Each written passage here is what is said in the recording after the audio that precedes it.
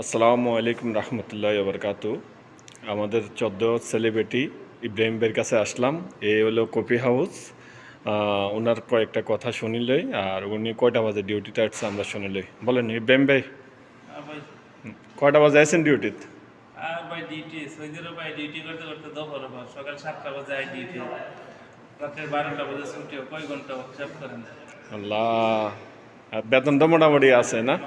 বেতন আছে মোটামুটি। রুমে যাই, দুপুরে যাই 1-1.5 ঘন্টা রেস্ট, যাই পাক করি, খাই, আবার দুপুরে ডিউটিতে এসে করি।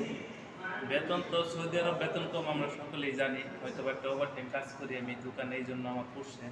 হুম। যারা সৌদি আরব নতুন আসতে চাচ্ছেন, যদি মনে করেন এরকম ওভারটাইম করতে পারবেন, 15-16 ঘন্টা ডিউটি করতে পারবেন, তাহলে সৌদি আরব আসছেন। আর অনেক যদি মনে করেন না 15-16 ঘন্টা ডিউটি করতে পারবো না, 8 ঘন্টা ডিউটি করবো, তাহলে আপনার জন্য সৌদি আরব না। 8 ঘন্টা বেতনই পাওয়া যায় 1000, 1200, 800, 900, 1000। রাইট। হুম। আপনি 1000 টাকা বেতনে বাংলা 30-35 হাজার টাকা দেয় 5 লক্ষ টাকা কত দিনে তুলবেন? হুম। এই জন্য আমি বলি, যারা বাংলাদেশে 20-25 হাজার টাকা ইনকাম করতে পারেন, তাদের জন্য সৌদি আরব না। আর যদি বেকার থাকেন বাংলাদেশে, তাহলে সৌদি আরব আসেন, সমস্যা নাই।